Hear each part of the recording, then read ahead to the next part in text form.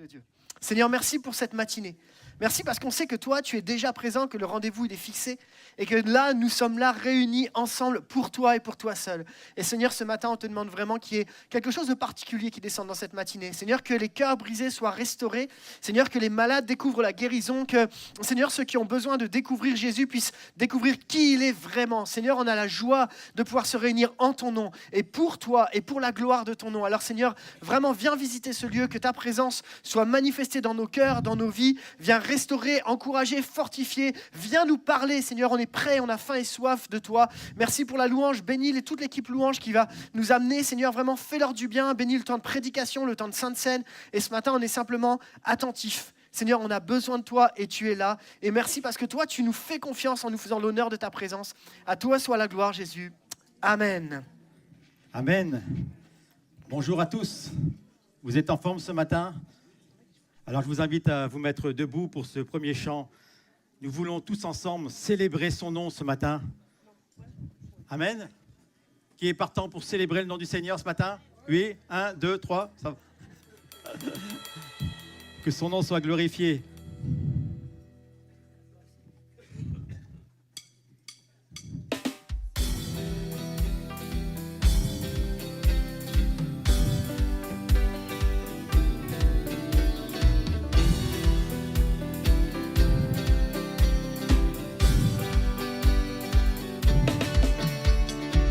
Assemblés en ce lieu, tous les enfants de Dieu, venus pour l'adorer, de tous les continents, les petits comme les grands, unis pour le louer.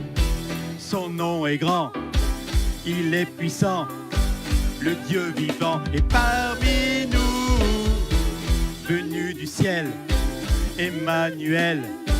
Dieu éternel est parmi nous, nous voulons célébrer son nom.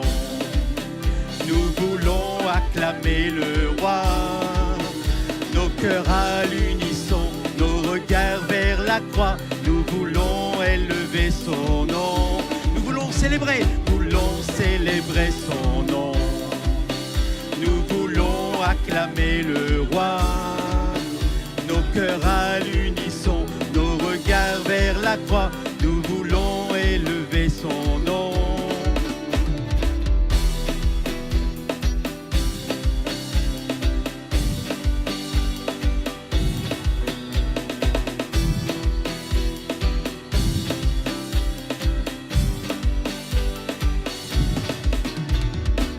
Dans l'allégresse, la joie, nous unissons nos voix, ensemble pour témoigner que Jésus est vivant, notre Dieu est puissant.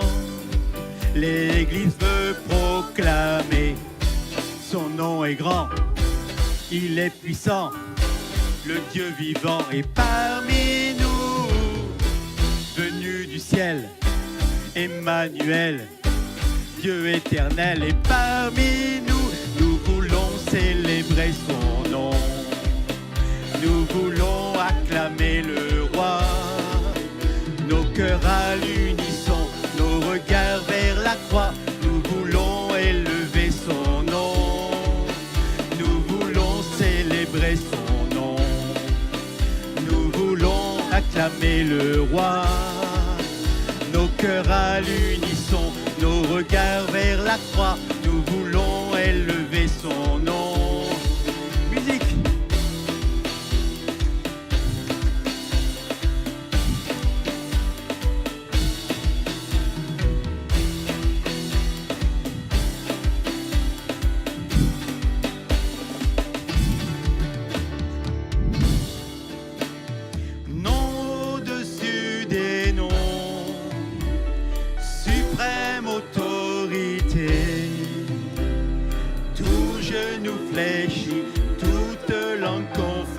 Qu'il est le seul Seigneur,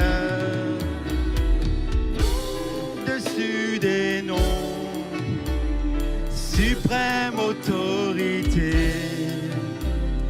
Tout genou fléchit, toute langue confesse qu'il est le seul Seigneur.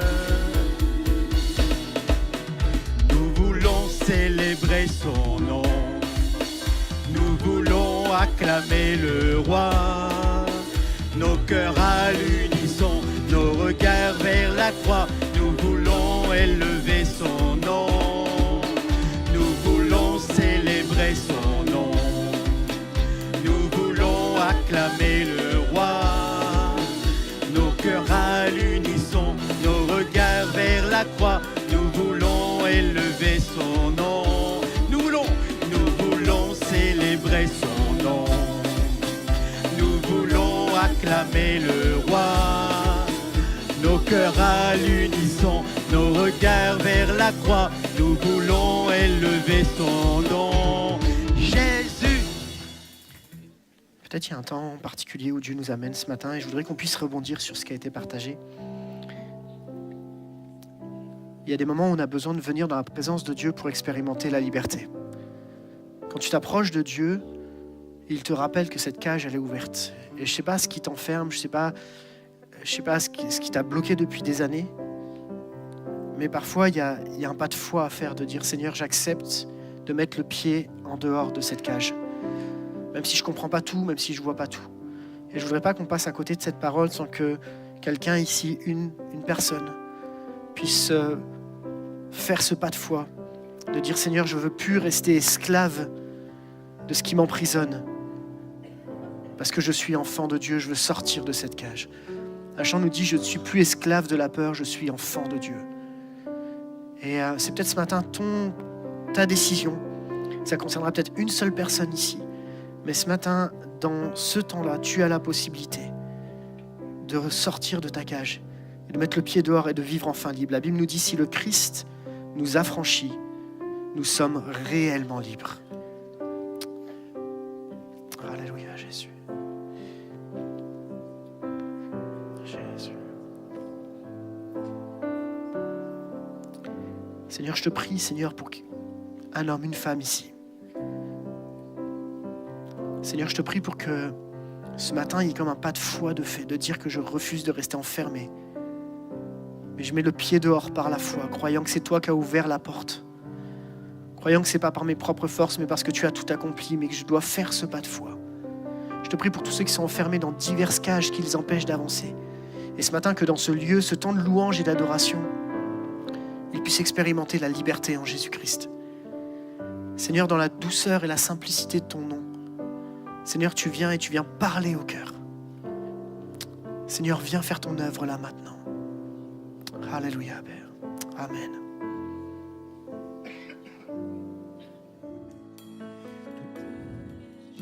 Génération devant lui prosterner, on donne ensemble un cantique à l'agneau. Ceux qui nous ont précédés et ceux qui nous suivront entonneront ce cantique à l'agneau. Ton nom est le plus grand, ton nom est tout puissant, ton nom est au-dessus de tout. Puissance, autorité, royaume et dignité, ton nom est au-dessus de tout. Et les anges acclament que tu es saint, l'univers proclame que tu es saint, tu es glorifié, Dieu très saint, à jamais tu es saint.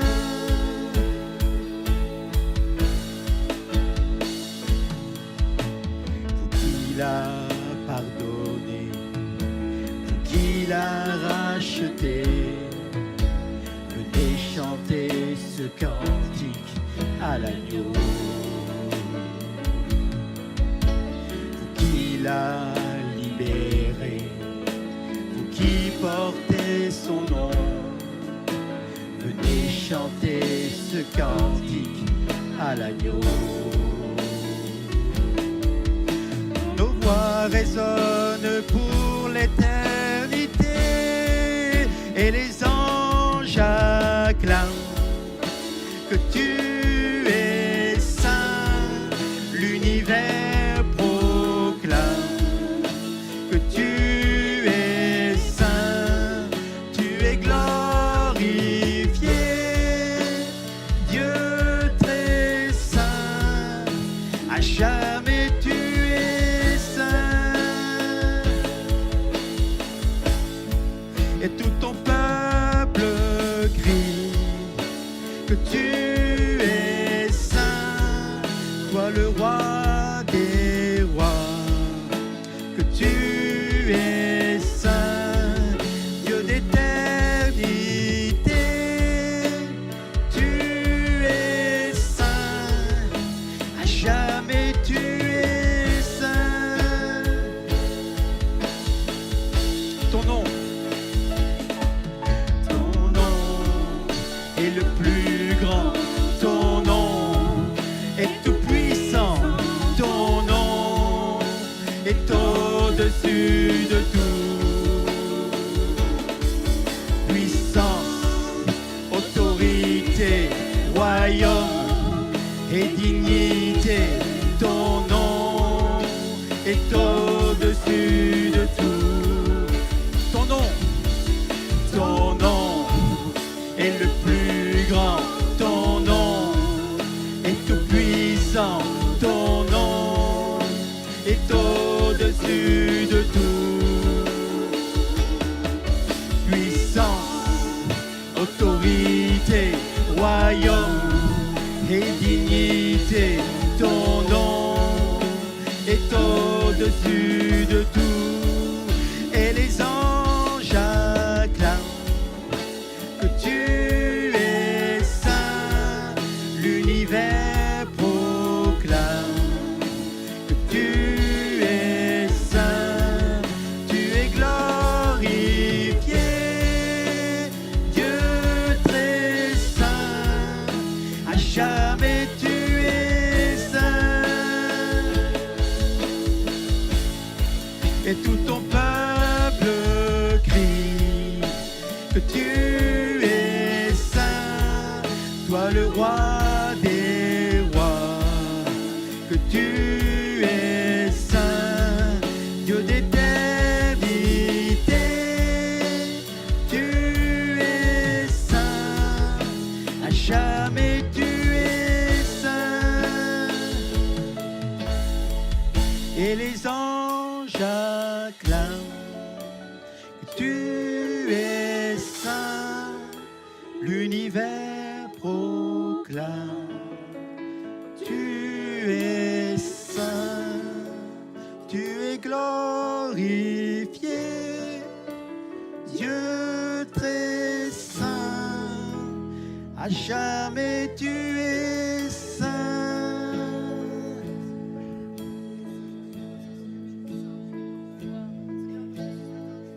Comment ne pas me laisser guider? Tiens, vas-y. Merci. Ben, c'est pas si facile que ça de se laisser guider, en fait. Il faut avoir confiance. Qui c'est qui a dit qu'il faut avoir confiance? Ben, je suis vraiment d'accord avec toi. Et parfois, c'est pas si facile que ça. Il y en a qui utilisent un GPS ici? Ouais? Ok. Est-ce qu'il y en a déjà qui ont essayé de défier le GPS? Ok. Genre, t'es persuadé qu'en réalité, il n'a pas vraiment compris le chemin. Et toi, tu te penses supérieur au GPS.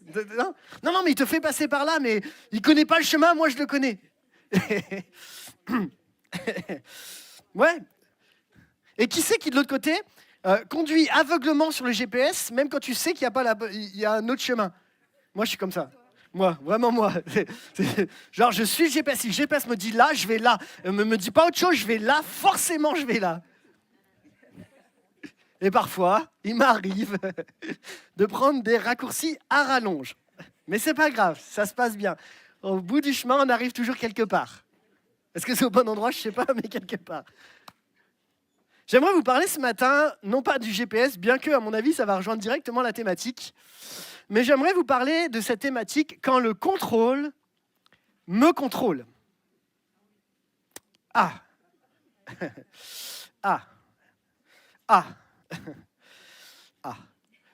Est-ce que... Il y en a, ils sont en train de se dire, est-ce que c'est vraiment dans la Bible, ça? On va en parler, vous allez voir, on va prendre un exemple biblique. Rassurez-vous.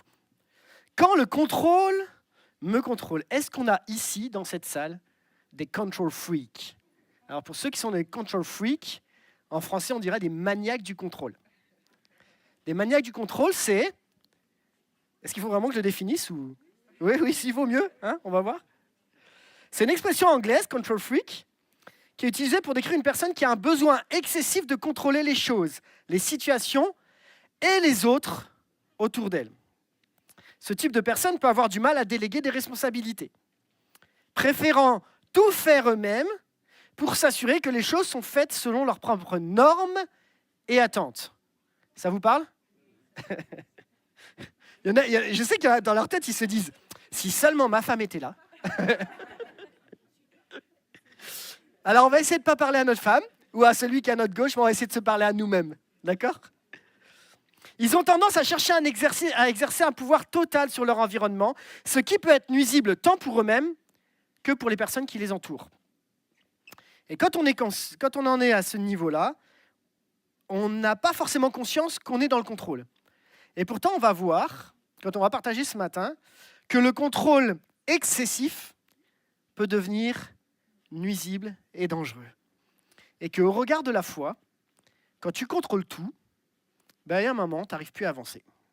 Et on va parler un petit peu de passer du contrôle vers le lâcher-prise. Mais je parle bien d'un contrôle excessif. Parce qu'on a besoin parfois de contrôler. Vous êtes content quand, alors que vous allez passer sur un pont, il a été contrôlé en amont. On est d'accord?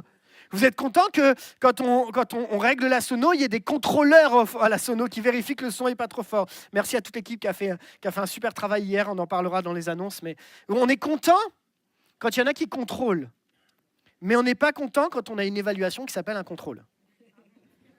On est d'accord? Pourtant, le contrôle a du bon parce qu'il permet d'évaluer le niveau. Donc comment savoir quand est-ce que le contrôle est bon et le contrôle n'est pas bon? Et est-ce que la Bible parle de contrôle? Eh bien, c'est ce qu'on va voir ensemble. J'aimerais vous parler d'un homme qui a eu besoin et envie de contrôler la situation. Puis à la fin, il a dû quand même lâcher l'affaire, lâcher prise. Mais pas sur tout. On va essayer de comprendre ensemble. Vous êtes prêts avec moi? J'aimerais vous parler de Naaman. Ah, là, on connaît Naaman. Hein? On y va ensemble? Alors, qui est Naaman? Naaman, c'est le chef de l'armée du roi de Syrie. Il jouissait de la faveur et de l'estime de son Seigneur, car c'était par lui que l'Éternel avait donné la victoire aux Syriens. Toutefois, cet homme fort et vaillant était lépreux. On commence avec un problème, c'est que Naaman, qui est le big boss de l'armée, a un problème qu'il ne peut pas contrôler, sa maladie. Il contrôle tout, mais pas sa maladie. Or, les Syriens avaient mené des expéditions et ils avaient ramené prisonnière une petite fille du pays d'Israël. Celle-ci était au service de la femme de Naaman. Et elle dit à sa maîtresse, « Si seulement mon Seigneur pouvait voir le prophète qui se trouve à Samarie, il le guérirait de sa lèpre. » Naaman alla dire à son Seigneur, « La jeune fille du pays d'Israël a parlé de telle et telle manière. » Le roi de Syrie dit, « Vas-y, rends-toi à Samarie. Je vais envoyer une lettre au roi d'Israël. » Et Naaman partit, prenant avec lui 300 kilos d'argent, 70 d'or et 10 habits de rechange. Juste, on avait déjà parlé ici une fois de ce texte-là, juste ça représente environ 1 million d'euros pour nous aujourd'hui. Il ne prend pas à la légère ce qui est en train de se passer. On garde ça en tête? Celui-ci disait, « Maintenant que cette lettre t'est parvenue, tu sais que je t'envoie Naaman, mon serviteur, afin que tu le guérisses de sa lèpre. » Après avoir lu la lettre, le roi d'Israël déchira ses habits et dit, « Suis-je Dieu pour faire mourir et pour faire vivre ? En effet, il s'adresse à moi afin que je guérisse un homme de sa lèpre. Sachez-le donc et comprenez-le, il cherche une occasion de dispute avec moi. » Lorsqu'Élisée, l'homme de Dieu, apprit que le roi d'Israël avait déchiré ses habits, il fit dire au roi, « Pourquoi as-tu déchiré tes habits? Fais-le venir vers moi, et il saura qu'il y a un prophète en Israël. » Naaman vint avec ses chevaux et son char. Il s'arrêta à la porte de la maison d'Élisée. Élisée lui fit dire par un messager, « Va te laver 7 fois dans le Jourdain, ta chair reviendra saine et tu seras pur. » Wow. Même pas, il vient le rencontrer. Bon. Et là, ça passe pas. Tu peux pas faire ça avec un chef de l'armée du roi de Syrie. Il dit, Naaman fut indigné, il s'en alla, en disant, je me disais, il sortira en personne vers moi, il fera appel au nom de l'Éternel son Dieu, il fera un mouvement de la main sur l'endroit malade et guérira ma lèpre. Les fleuves de Damas, l'Abana et le Parpar, ne valent-ils pas mieux que tous les cours d'eau d'Israël? Ne pourrais-je pas m'y laver pour devenir pur? Il tourna le dos et partait plein de colère. Et si on s'arrête là, on est mal barré. Enfin, surtout Naaman, techniquement. Lorsque ses serviteurs s'approchèrent de lui pour parler, ils dirent, « Mon père, si le prophète t'avait demandé quelque chose de difficile, ne l'aurais-tu pas fait? Tu dois d'autant plus volontiers faire ce qu'il t'a dit. Lave-toi et tu seras pur. » Il descendit alors se plonger 7 fois dans le Jourdain, conformément à la parole de l'homme de Dieu. Conformément à la parole de l'homme de Dieu. Sa chair redevint comme celle d'un jeune enfant, et il fut pur. Naaman retourna vers l'homme de Dieu avec toute sa suite. Dès son arrivée, il se présenta devant lui et dit, « Je reconnais qu'il n'y a aucun Dieu sur toute la terre, sauf en Israël.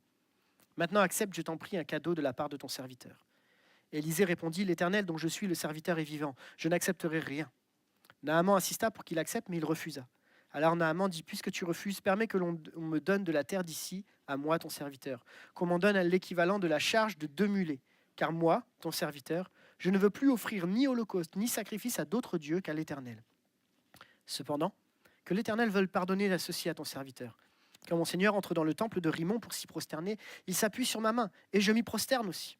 Que l'Éternel veuille bien me pardonner à moi, ton serviteur, lorsque je me prosternerai dans le temple de Rimmon. » Et Élisée lui dit, « Va en paix. » Amen. Quelle guérison extraordinaire. Mais vous, comme moi, vous avez la fin de l'histoire. Lui, au moment où il passe, il n'a pas la fin de l'histoire. Et il va passer par un moment où ça va être compliqué. Et on va étudier rapidement dans quelques réflexions sur comment notre cher Naaman peut refléter un petit peu ce que nous, on vit quand on contrôle un peu tout ce qu'il y a autour de nous. Mon premier point, et celui-ci, tu peux le mettre. Qu'est-ce qui me prouve que je suis dans le contrôle? Est-ce que j'y suis vraiment en réalité? Est-ce que je suis prêt à lâcher prise? Est-ce que je contrôle vraiment?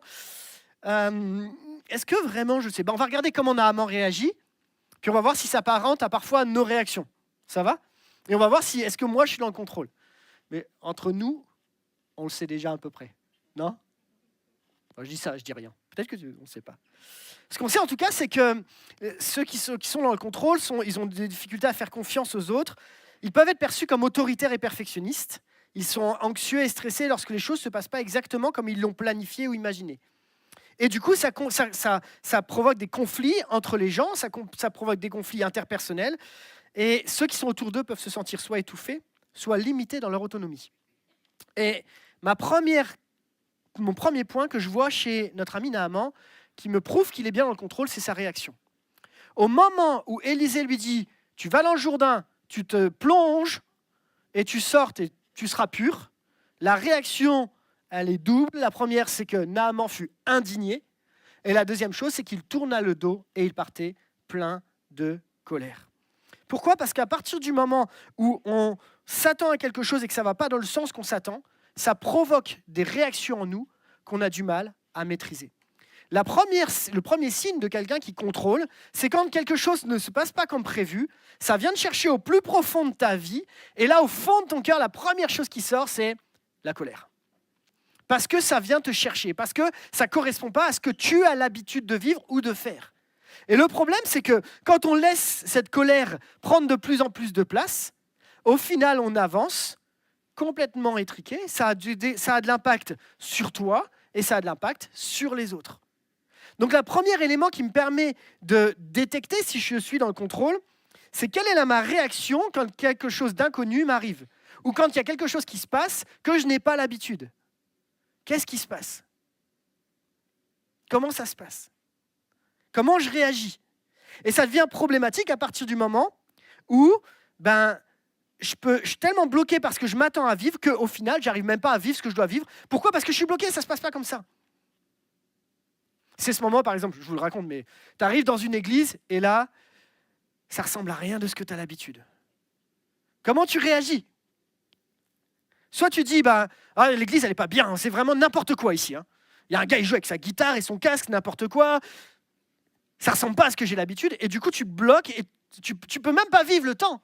Tellement tu es bloqué parce que tu n'as pas l'habitude de ça. Je prends cet exemple-là et je le fais avec Michel, j'ai pas de problème. La réalité, c'est qu'à partir du moment où il y a quelque chose qui vient de chercher, comment tu réagis? Et la première réaction de Naaman, c'est la colère. Mais la deuxième chose qui peut me permettre de dire qu'il est dans le contrôle, tu peux y aller, c'est la raison du contrôle. Pourquoi Naaman est dans le contrôle? Pour 2 raisons. La Bible nous dit que Naaman, c'est le chef de l'armée du roi de Syrie qui jouissait de la faveur de l'estime de son Seigneur. Qu'est-ce qu'on apprend sur ce texte-là? C'est que le chef de l'armée du roi de Syrie veut dire que c'est le 2e dans la position en termes d'autorité là-bas sur place. Qu'est-ce que ça veut dire pour lui?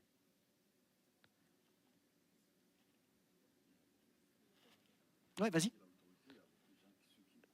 Il a autorité et il a beaucoup de gens qu'il dirige lui-même, qu'il contrôle lui-même. On est d'accord? Et si tu es le chef de l'armée du roi, ça veut dire que tu dois gérer l'armée. Et l'armée, ça ne se gère pas en disant « ça va bien se passer, vous inquiétez pas ». On est d'accord? Donc dans ses fonctions, dans son identité, le contrôle fait partie intégrante de sa vie. Dans son boulot, c'est comme ça que ça fonctionne. Et en plus, ce qui est juste extraordinaire, c'est que ça marche. Pourquoi? Parce qu'on nous dit il jouissait de la faveur et de l'estime de son Seigneur. Donc le contrôle provoque des trucs bien. Donc pourquoi changer? Seulement, ce qu'on ne se rend pas compte ici, c'est qu'en réalité, le contrôle dont il a besoin dans son boulot, il est aussi à l'intérieur de son cœur. Puisqu'au moment où il va falloir aller dire je vais me plonger dans le fleuve, là, dans le Jourdain que je ne connais même pas, il va dire non, certainement pas les gars. En fait, le contrôle qu'il a dans son boulot, il l'impose dans sa propre vie. C'est intéressant. En plus, il est fort et vaillant. Donc il a tout pour marcher. Le contrôle, ça fonctionne. Ça fonctionne jusqu'à une certaine limite. Et pourquoi il veut contrôler? Parce qu'en fait, dans sa vie, il peut tout contrôler. Il a l'autorité pour. Il y a une chose qu'il ne contrôle pas. Sa maladie. Et c'est vrai, les amis. Quand on est confronté, nous, à des maladies ou à des problèmes, qu'est-ce que tu peux contrôler? Rien. Tu peux aller chez le médecin, tu peux suivre, tu peux être accompagné, il n'y a pas de souci, c'est bien, il faut le faire et on encourage à aller chez les médecins parce que les médecins font un bon travail, mais tu ne contrôles pas la maladie. Il y a des choses qu'on ne contrôle pas. Et là, il est face à quelque chose, c'est que je contrôle toute ma vie, mais là, ma maladie, je ne peux pas la contrôler. Qu'est-ce qui s'installe alors en fond de lui? C'est la peur. La peur d'être déstabilisé, la peur de ne pas pouvoir tenir, la peur de ne pas être guéri, la peur de ne pas être accepté. Et je crois que le danger du contrôle excessif, c'est en réalité une peur de ne pas maîtriser ce qui va se passer. Et la peur, ce n'est pas forcément évident à gérer. Donc la raison du contrôle, en réalité, c'est sa situation et la maladie. Alors, quand on ne peut pas maîtriser quelque chose, qu'est-ce qu'on fait? On va trouver des solutions. Et c'est mon 3e point. Ce qui va me pousser en fait à réaliser que Naaman est dans le contrôle, c'est qu'il va apporter ses propres solutions. Parce que quand on est dans le contrôle, les amis, on essaie de trouver toutes les solutions pour combler le manque qu'on n'arrive pas à combler parce que la situation ne correspond pas à ce qu'on a l'habitude. Ouais, tranquille. T'as raison. Quand on est dans le contrôle, on va trouver toutes les solutions pour essayer de combler ce qu'il manque parce que la situation d'en face ne me permet pas de le faire. Et qu'est-ce qui va se passer? Notre cher Naaman, il va arriver et il va dire, voilà, je viens avec 300 kilos d'argent, 70 d'or et 10 habits de rechange. Pourquoi? Est-ce que Naaman, il a tort? Est-ce qu'il a tort vraiment? En fait, dans sa culture à lui, c'est normal d'apporter des offrandes. C'est normal de mettre de l'argent, c'est normal de donner, c'est normal, ça fait partie de sa culture. Il essaye d'acheter sa guérison, et c'est normal. On ne peut pas le blâmer à ce moment-là parce que c'est que ce qu'il connaît. Et vous savez quoi, les amis? Quand on est confronté au contrôle, qu'est-ce qui nous permet de faire la différence? C'est qu'on va se rattacher au connu. On va se rattacher à quelque chose qu'on a toujours fait comme ça. J'ai toujours rangé ma maison comme ça, donc je ne vois pas pourquoi on la rangerait autrement.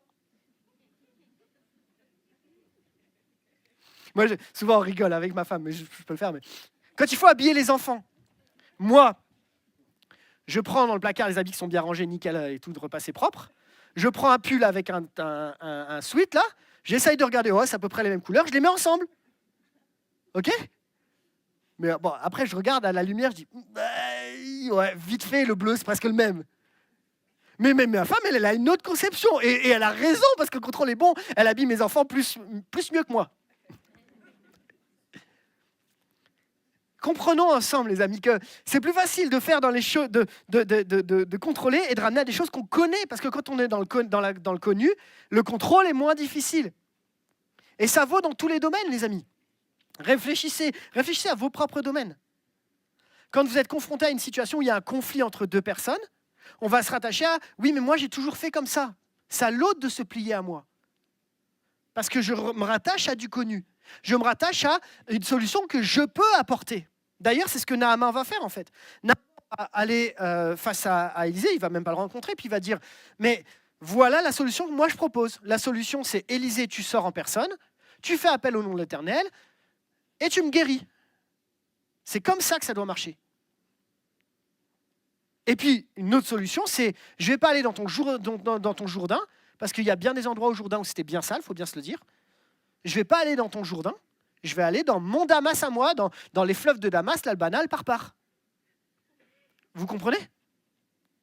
En réalité, on est tellement bloqué dans ce qui nous maintient et ce qu'on connaît, qu'on n'arrive pas à avancer. Et c'est plus facile de se rattacher à ce qu'on connaît que de faire confiance à la parole de Dieu, à la parole qui a été donnée. D'ailleurs, Élisée va lui dire « tu vas te baigner », lui dit « non, moi j'ai une autre solution. Je ne peux pas m'y laver, ça serait pour être plus pur, ça serait mieux. Ça serait vraiment plus simple. » Et tu sais, avec Dieu, c'est un peu pareil parfois. Quand Dieu ne nous donne pas ce qu'on veut exactement, on va essayer d'acheter Dieu. Non, moi je ne fais jamais ça, j'achète pas Dieu, pas ça. Comprenez le raisonnement, je vais vous pousser un petit peu, comprenez. On essaye d'acheter Dieu, pourquoi? Seigneur, si tu me guéris, je ferai ça. Seigneur, je vais passer 3 semaines en jeûne et prière parce que je veux obtenir ça. Ce n'est pas le jeûne et prière qui pose problème. Hein? On est d'accord? C'est la raison qui nous pousse à aller vers là. Et est-ce qu'on n'est pas en train, d'une certaine façon, d'acheter Dieu? Je pousse, hein, je me permets, mais est-ce qu'à un moment, on n'est pas en train de pousser en disant si tu fais ça, moi, je te propose la solution. C'est voilà ma maladie, voilà ma situation, voilà mon impossibilité, voilà comment je te propose de la solutionner. Et on propose à Dieu une solution pour la solutionner. Et Dieu nous dit, enfin, il ne le dit pas exactement comme ça. Mais est-ce qu'on ne devient pas, d'une certaine façon, au bout d'un moment, esclave de ce qu'on pense être juste, et du coup, on n'arrive plus à être libre pour rencontrer ce que Jésus a prévu pour nous? Laissez-moi vous donner quelques exemples. Tu peux être un parent qui, par inquiétude pour le futur, n'arrête pas de contrôler tout ce que tes enfants vont faire, de A à Z. Tu le suis, tu as mis un traceur sur son téléphone, tu sais exactement où il est, parfois, dans tous les détails de sa vie, qui marque non pas le souhait de prendre soin, mais le souhait de contrôler. Je me mets dedans, rassurez-vous. Okay? On peut être des amis qui, et pour être sûr que l'autre aille bien, pour être sûr que tu sois apprécié, tu vas essayer de contrôler même ce qu'il dit et tu vas contrôler même ton attitude pour être sûr que l'autre t'apprécie. Même au profit de remettre en question tes propres convictions. Tu peux être ce chef d'entreprise qui contrôle chaque fait et geste de ton employé pour être sûr qu'on ne perde pas d'argent. Tu peux être cet employé qui regarde chaque détail de ton patron. Tu peux être un chrétien qui regarde les autres et qui t'assure absolument que dans l'église, tout le monde est bien en règle. Tout le monde a bien mis sa vie en règle. Donc tu regardes et tu vérifies.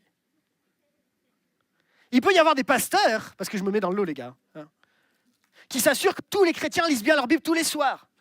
On va envoyer un petit message. Maman Hélène, t'en es où? Est-ce que tu as bien tout checké la liste? Vous voyez ce que je veux dire? Tu as tellement peur en fait. Mais qu'est-ce qui se passe si il lit pas sa Bible tous les jours? C'est ton problème. Bon bref, je continue.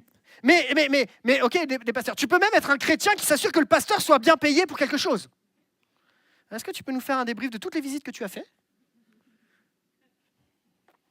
Il n'y en a pas ici. On peut être des jeunes et des ados qui cherchons à essayer de respecter, de tout respecter en ligne tellement j'ai peur de perdre la bénédiction de Dieu. On peut être des personnes âgées qui, dès qu'une personne sort un peu de notre cadre, on ne le supporte plus. Bref, le contrôle est partout. Et si on va un peu plus loin, et moi, c'est des moments que je vivais aussi, dans ta relation avec Dieu, tu peux marcher constamment dans la culpabilité, parce qu'à la moindre faille, tu n'es pas assez saint, tu n'es pas assez parfait. Il faut que tu contrôles ta vie pour être encore plus saint et encore plus parfait. Le contrôle excessif nous pousse à rechercher toujours plus l'approbation de Dieu, en respectant et en tentant de respecter une loi qu'on n'arrivera jamais à respecter.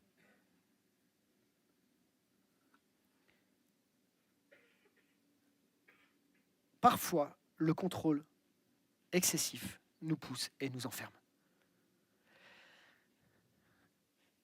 Comment trouver ce juste équilibre entre ma part, ma responsabilité et ce que Dieu fait?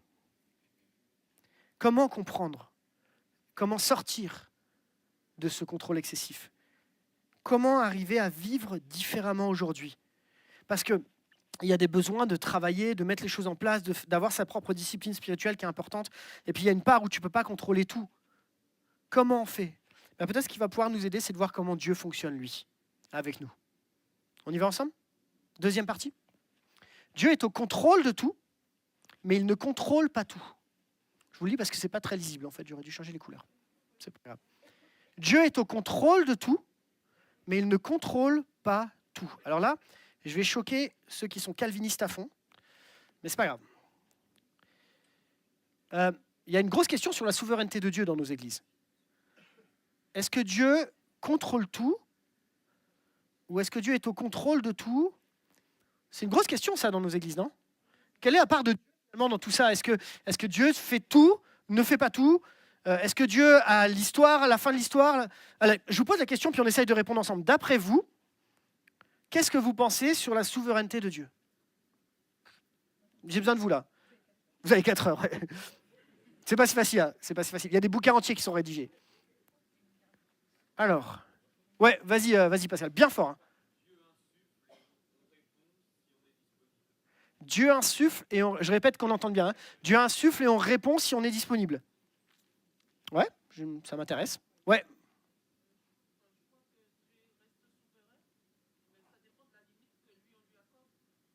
Ok. Ouais. Donc Dieu reste souverain, mais ça dépend de la limite que lui on lui accorde. Ok. Ouais, vas-y, tente.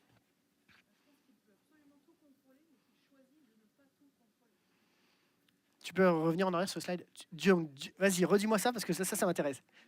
Il peut tout contrôler, mais il choisit de ne pas tout contrôler.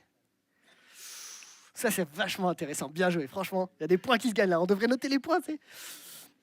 Allez, quelqu'un veut encore essayer un truc? Il nous propose l'idéal et il nous laisse le choix. Ouais.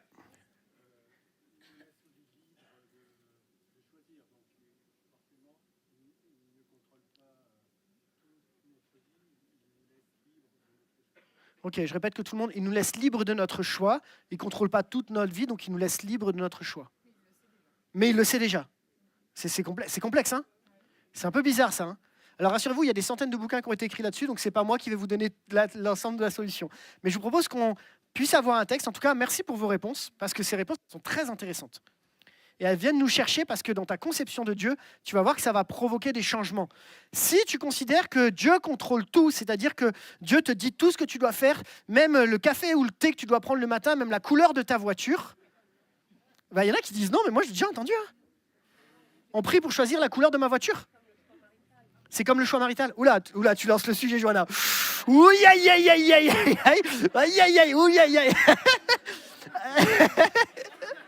Ils sont où nos jeunes là? Parce que vous avez discuté les jeunes il n'y a pas longtemps là. Aïe, aïe, aïe. Ok, on aura l'occasion d'en discuter, mais on en discutera. Mais c'est une vraie question en fait. Parce qu'en fait, en fonction de ce que tu penses, tu vas mettre Dieu de cette même façon-là en fait. Moi, j'ai connu des gens qui allaient voir le pasteur pour leur demander quelle voiture ils devaient choisir. Ouais, je vois là qui fait... venez pas voir parce que j'y connais rien, moi, les gars. Vous voyez ce que je veux dire? Ouais. Attends, j'entends pas, il faut que tu parles vraiment fort. Vas-y.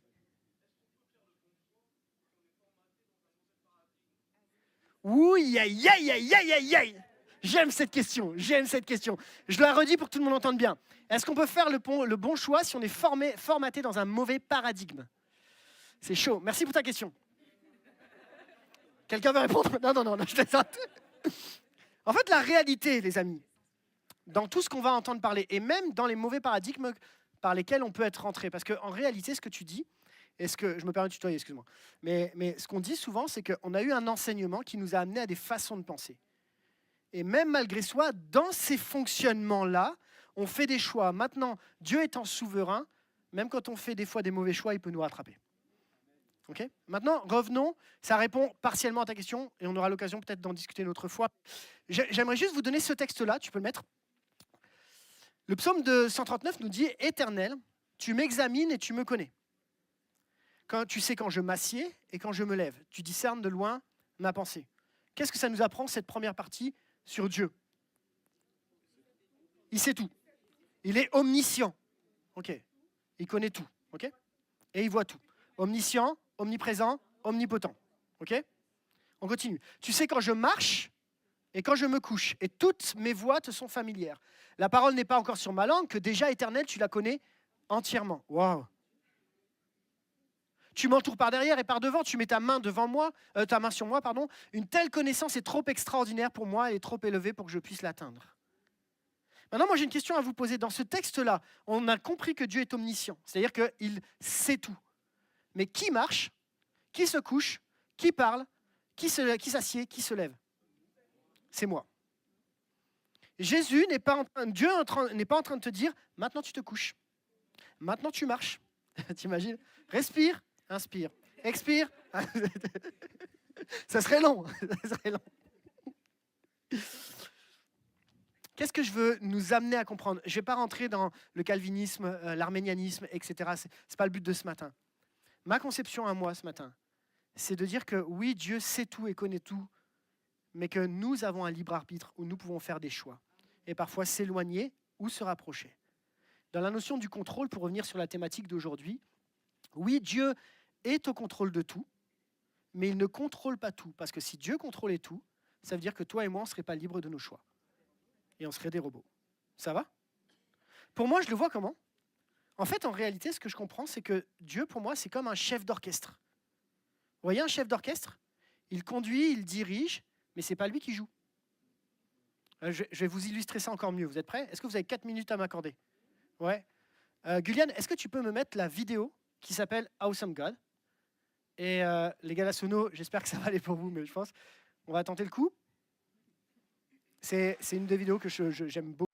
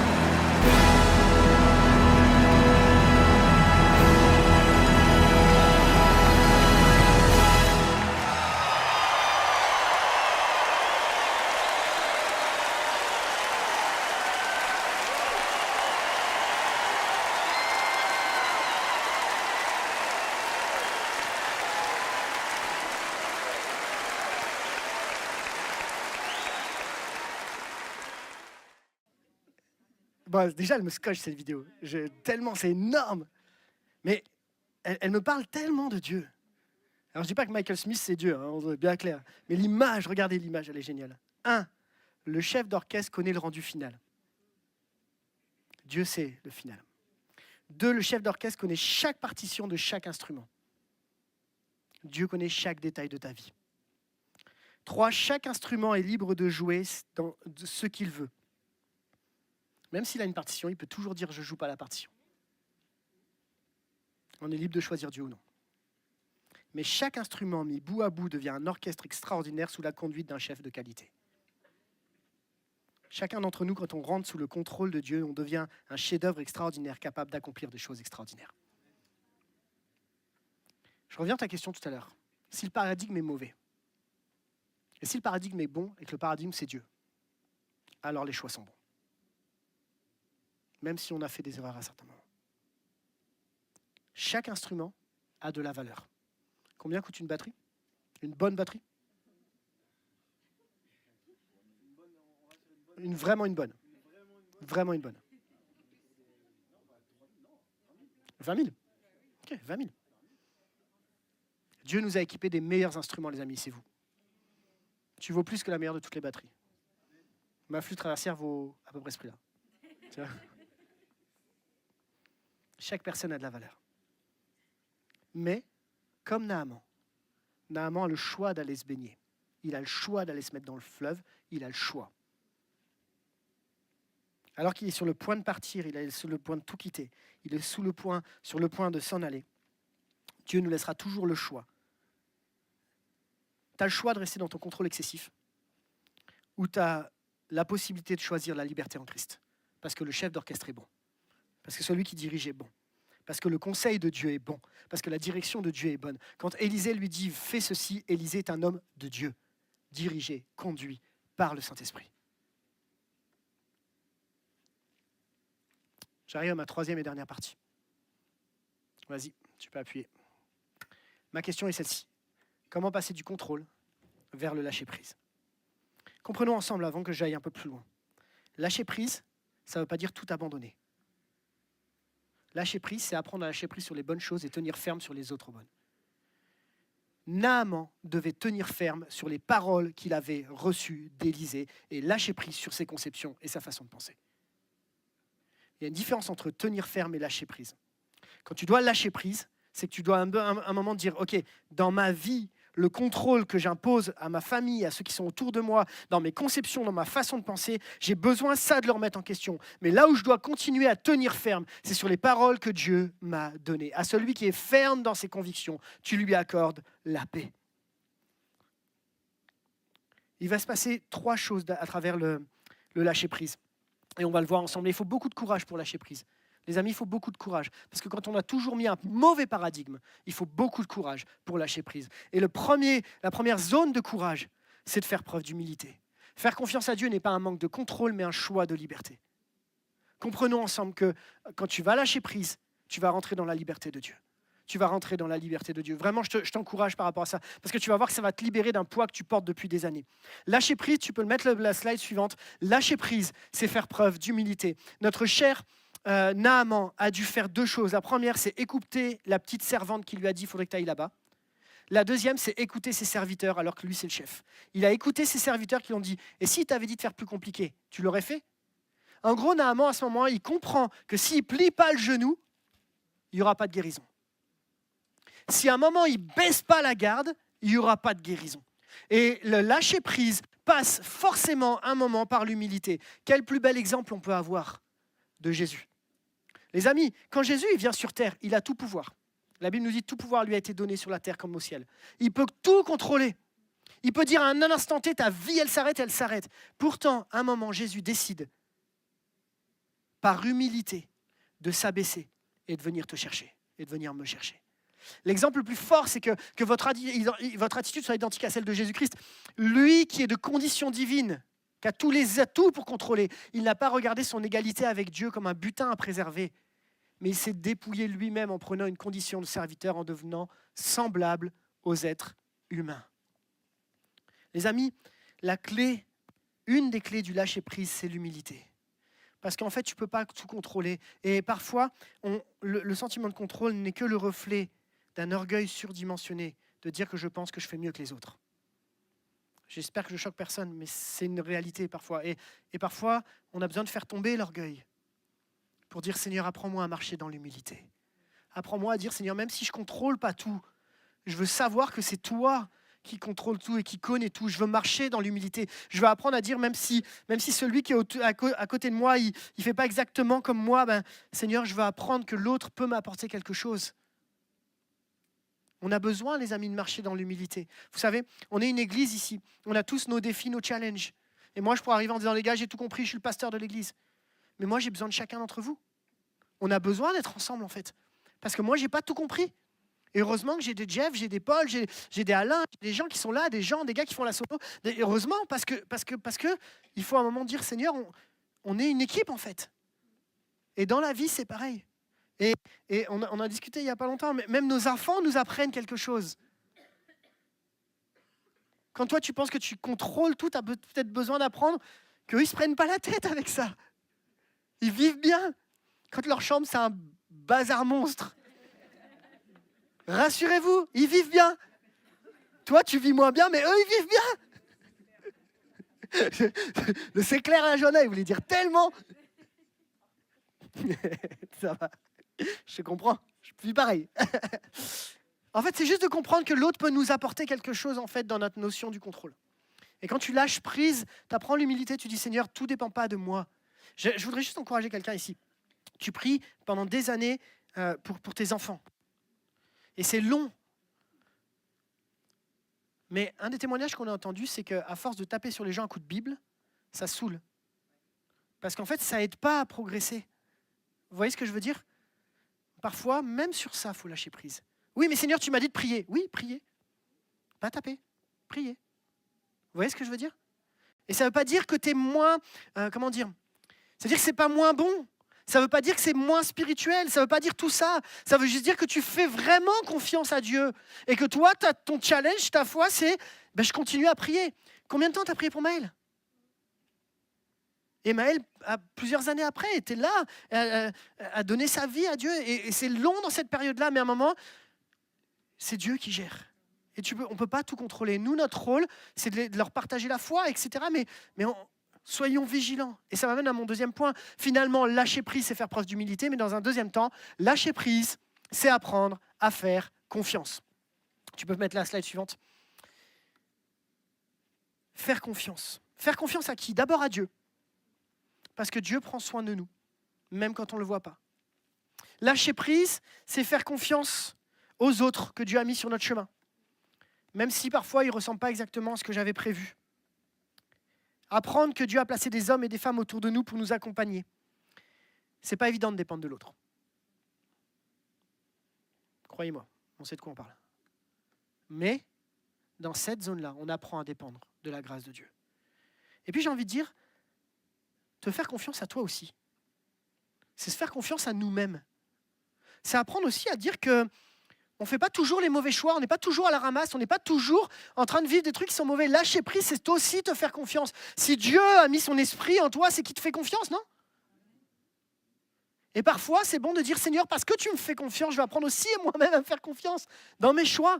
Lâcher prise, c'est dire, Seigneur, là, je fais un choix, mais je crois que tu m'accompagnes dans mon choix. Là, je prends une décision, mais je crois que tu m'accompagnes parce que ton esprit vit en moi. C'est apprendre à dire, Seigneur, je ne veux pas contrôler tout, je ne peux pas tout contrôler, donc je te fais confiance.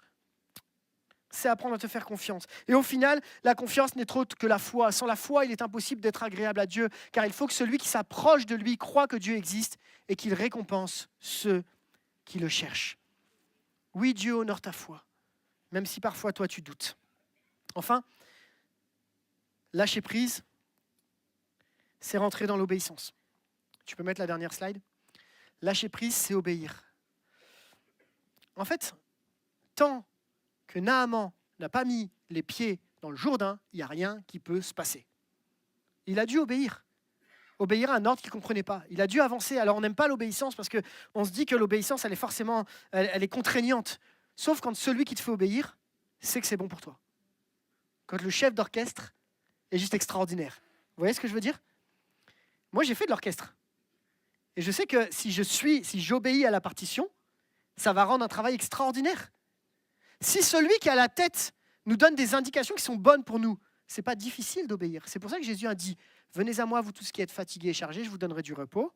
Et après, prenez sur vous mon joug, qui est léger et doux. » Parce qu'en fait, il est bon le maître qui nous donne un ordre. Et la réalité, c'est ce que nous dit le texte de Jacques. Veux-tu reconnaître, alors là, j'aime pas trop, mais on prend quand même, homme sans intelligence, et bam, comme ça c'est fait, que la foi sans les œuvres est morte.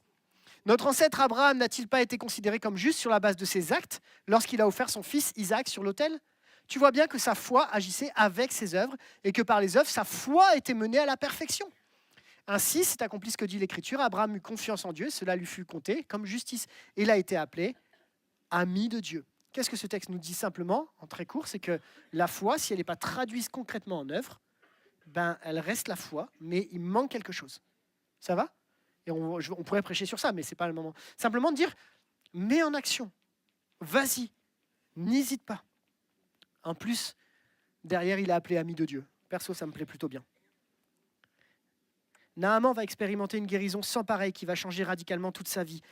Rendez-vous compte qu'à un moment, le chef de l'armée syrien qui a fait captif le peuple d'Israël va devenir l'adorateur du Dieu d'Israël. Les gars, il y a un truc qui s'est passé là. Et ça, c'est tellement extraordinaire. Alors j'arrive à la conclusion. Émilie, si tu veux bien me rejoindre au piano. J'arrive à la conclusion.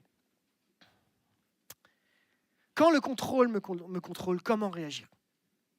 1, reconnaître que le contrôle me contrôle. Ça commence déjà par là, parce que des fois, on n'a pas envie de le dire. Ok. 2, reconnaître que j'ai besoin du Dieu qui est au contrôle, mais qui ne contrôle pas tout. J'ai besoin de lui, vraiment. Et rassurez-vous, on est tous logés à la même enseigne. J'ai besoin de lui. Lâcher prise par humilité, foi et obéissance. Faire confiance à Dieu. Pourquoi ? Pour entrer pleinement dans la liberté que Dieu m'offre. C'est là le projet de Dieu pour ta vie et pour ma vie. Alors, on va prier un instant et on va se poser devant Dieu.